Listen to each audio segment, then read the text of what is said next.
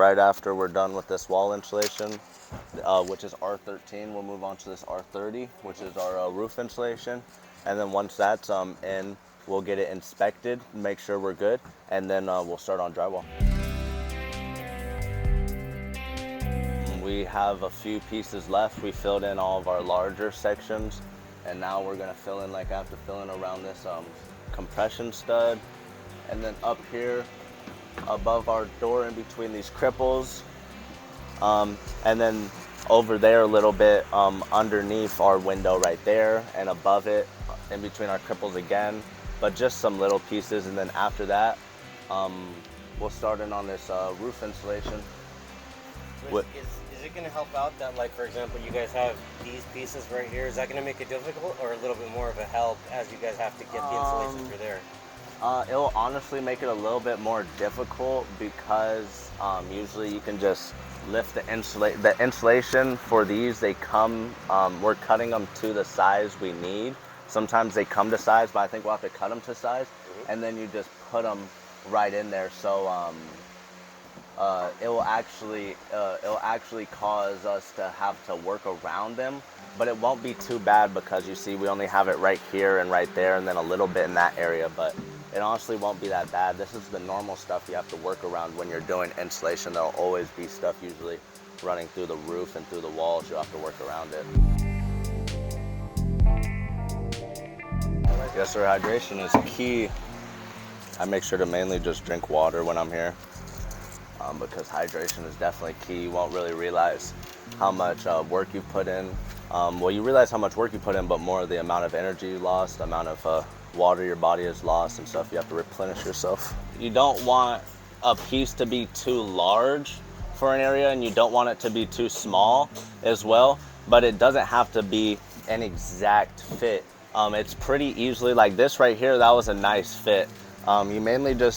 You can just put it up there and then just butt it up to the top of where it'll be, and then kind of just see, like this piece, I'll just mainly need to cut a little bit off the bottom and it'll be able to fit right in there. You definitely don't want it to be too loose in there though. If like the spacing was like this and there was like a gap in there like that, that is not what you want to see, because then that'll allow air to get come in right there and get caught right there, and then it'll make it so this part of the roof or this part of the wall isn't properly insulated. So then you'll have, and if you do that repeatedly over the wall and also with the roof, it'll make it so it's a lot harder to keep the house either cold or hot, whichever you're trying to do. There's definitely a little bit of a like science to it, but it's not too specific. You just have to make sure, like you said, not too big and not too little. And you want to make sure you have a nice sharp blade, because see right here, I'm probably gonna have to change out my blade because it's kind of ripping it when it cuts it. Usually it'll just cut right through it real nice. That's what you want. But when it starts ripping it like that when you're cutting it, it probably means that you'll need a new blade soon. Yeah, and hopefully we'll be able to get through with this pretty fast. And he said if we get our drywall done today, that we'll be able to leave early, so that'd be nice. But you see when the insulation starts to look like this, see how it's all getting all ripped up and it's all just like that? You basically don't really want to use that, because it's losing its insulation, its R value, that's what they call it. It's losing it. Like right here, this is what you want it to look like more, but this right here, it's starting to rip up. I'm not even gonna use this piece. As well, when you're putting insulation in, you have to be careful for stuff like this. You can't see it from where you are, but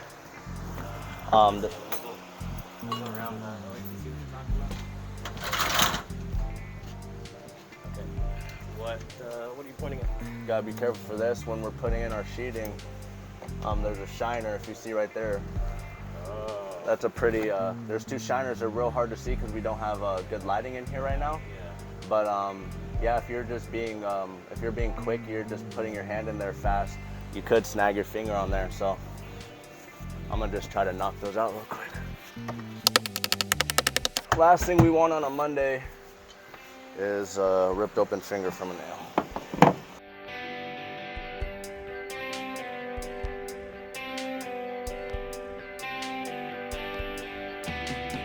This stuff that we're using right here, I don't believe it, it's not fiberglass, but it is some type of recycled material to make the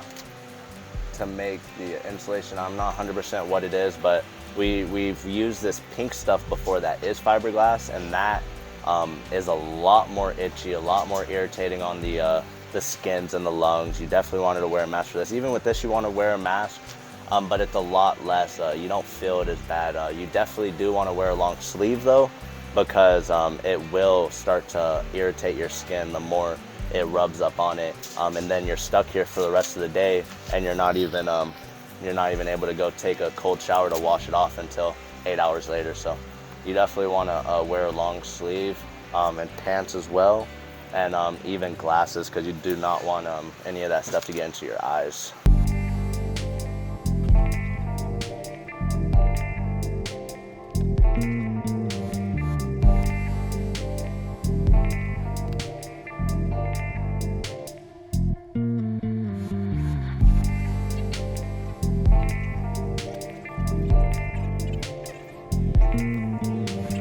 Insulation isn't really too hard. It's more irritating. It's definitely one of the more irritating tasks, but it's not hard at all.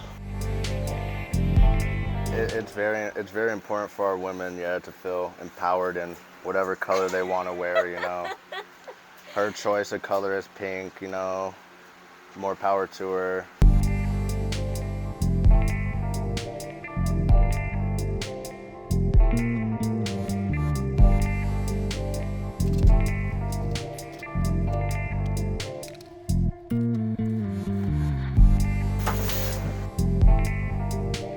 Yeah, we're done with the wall. We're done with wall insulation, so we still have to do the roof, but I'm just cleaning up, so we'll have a cleaner workspace when we go to do the roof. I just have one more piece right here to fill in. I'll see how they want us to fill that in. Yeah, it's definitely hot, man. Oof. All right, last piece. I'm gonna see if anyone else filled that piece in to see how they did it. What do? You just try to stuff it behind there? What I did, bro, is I cut it in half. All right, most definitely. Yes, that's the way I'm gonna do it. I'm just gonna try to stuff it back behind those pipes. When you go into the other tiny homes, in this case Austin, like there's always good information to learn from somebody else, right? Yes, sir, most definitely. You always can take information from another group and then translate it over to your build, because you have to remember everyone's doing the same thing here. So everyone's going through the same problems that you're more than likely going through, and they've either found a solution to it, or they did it a certain way that was wrong, and then they can give you that insight before you go try to do it. So it's better to just, when you're not 100% about something, because we've never did insulation around plumbing like this before, that you want to just go and communicate with other people to make sure that you're comfortable with what you're doing and make sure that you're doing it properly. This is our third build, but this is our first time having this much plumbing and ventilation in one single area. We have a dishwasher right here, and then we have our lines running over to our shower right here, and they're running over to our will be toilet and our sink drain. So we have a lot going on in this small area, and we've never had to deal with this. So talking to other people about it definitely helps you, because we have no idea what we're really doing when it comes to working with this much plumbing. But that's the thing about this program. On all the builds, we're really learning a lot of new stuff. The first build was pretty simple. It was just a box. We didn't have any type of cabinetry, any type of plumbing. We just had some basic, simple electrical. But even on our second one, we added in some three-ways. We added in electrical for electrical for our sink, because we needed dishwasher and a garbage disposal, so we had to add in the electrical for that, and that was new. And then now on this one, we did some even more new electrical, and we added more plumbing. So every build, there's a lot of new stuff that we're learning, and makes it so that you know what you're doing, but at the same time, you're adding to your knowledge, which is good. Yes, sir, and that looks good to me.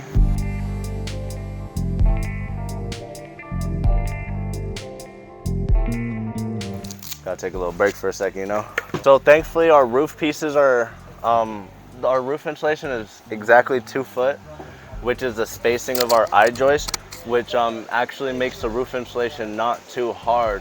The hardest part about it is, as you're saying, keeping your arms above your head for so long, and then the continuous little particles falling on your face. So you want to definitely make sure you have your mask and glasses when you're doing this. But besides that, the roof insulation is not too bad. It's honestly going to go up faster than the wall insulation, because the wall insulation you have to make all these little cuts and stuff. The roof insulation, just got to stuff it up and make it fit around the wires, which is not bad at all. If all of our framing was 16 on center, it can't be, because we have to add in certain stuff like our frame, our doorways, and our compression stud that throws off our 16 on center. But on a lot of these pieces, they are, and that's the way that insulation comes. It comes 16 inches already, so that, or not 16 inches, but whatever the spacing is between that, and it fits in real nice. But then when you have smaller pieces like that, that's just what adds in the extra time. But really, if you're ordering the right stuff for the right size holes that you have, it really is not that long of a process. But the roof definitely does go up faster than the walls.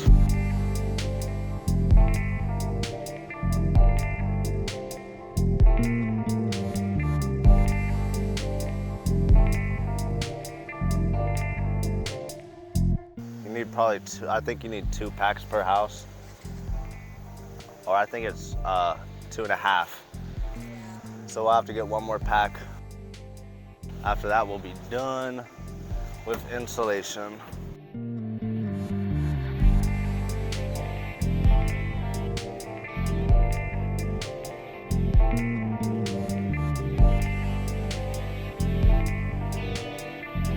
Five, 6, 7.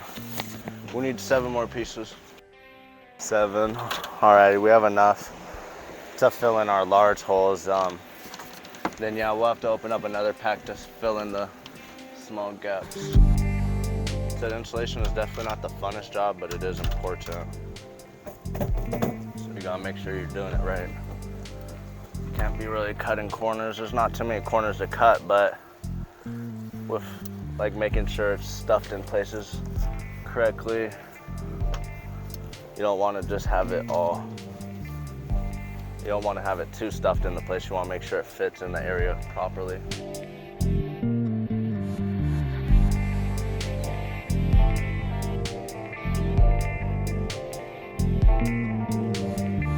We'll probably have to do for this is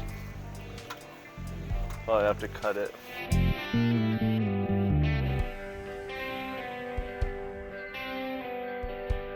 Yeah, basically I kind of took a visual representation of what I needed and kind of try to just remember. It might be right, it might be wrong, you know. Honestly, you probably might have to rip it and try to fit it around the wires. But yeah, right here, just kind of take a visual. And then see, I was pretty close, a little bit off, but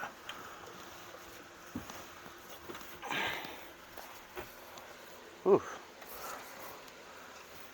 So yeah, I just kind of took like a visual representation of where I wanted to rip it and tried to remember the best I could, and then just ripped it and worked out pretty good.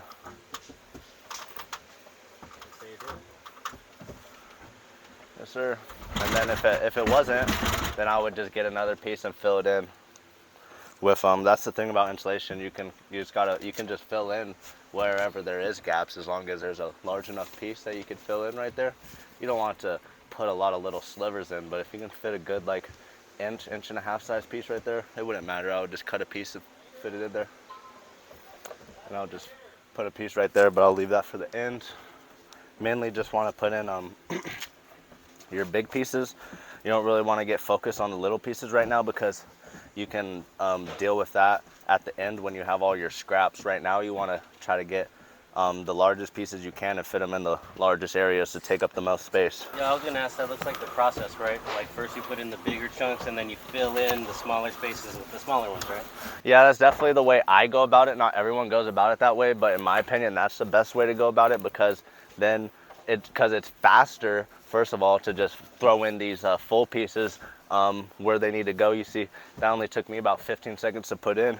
And second of all, then yeah, it reduces the amount of waste you use because you're using all your large pieces here, and then you'll just you'll try to make up with your scraps what you need to fill here, opposed to just doing a full one, cutting a full one right here, and then you're having more scraps because you're cutting more pieces when you could have just fit a full piece, that full piece in another area. This will overall go into the equation of how easy or how hard it is in the future to keep this place either cold or hot, especially here in the summer.